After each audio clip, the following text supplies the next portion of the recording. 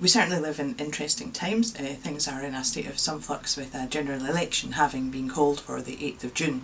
And it's been called in the name of stability, which is a curious thing to think of when you consider that Northern Ireland is in flux. We have council elections fast approaching, and of course the issue of Brexit is still large on the table at Westminster.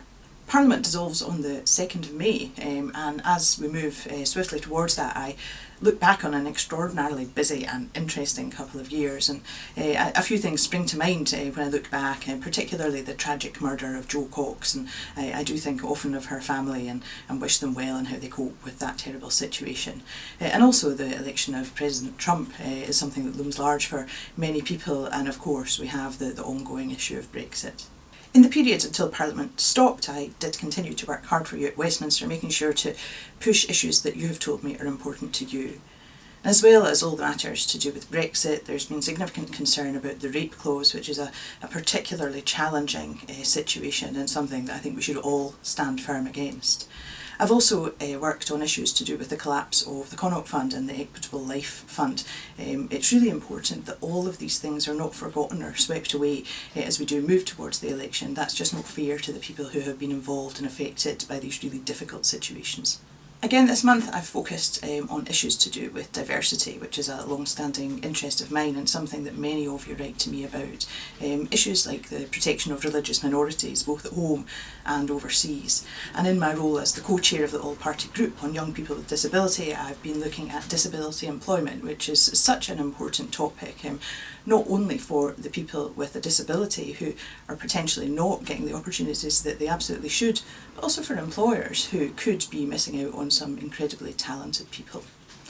I've continued to focus on the issue of the WASPy women, women who are fighting against state pension inequality. If someone changes your pension without telling you or giving you a tiny piece of notice, that's not fair, it's not reasonable, and these women are looking for someone to sort that particular issue out.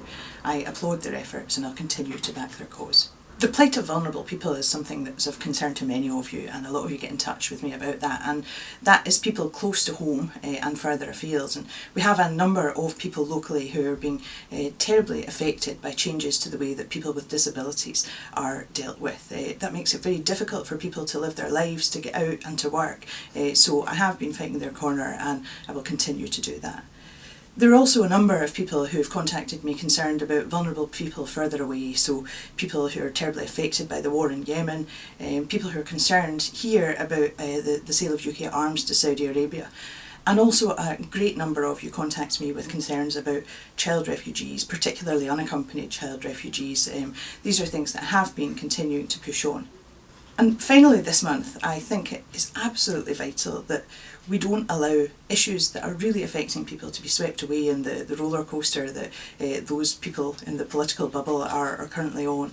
I'm thinking particularly of Billy Irving, who you will have heard me speak about many times before. So one of the things that I did before Parliament dissolved was to make sure to raise the issue of Billy Irving and urge the UK government to make sure that the case of Billy and his colleagues is not forgotten in amongst all of this going on. I hope that they listen. I think that Billy and his colleagues deserve far better than to be swept aside.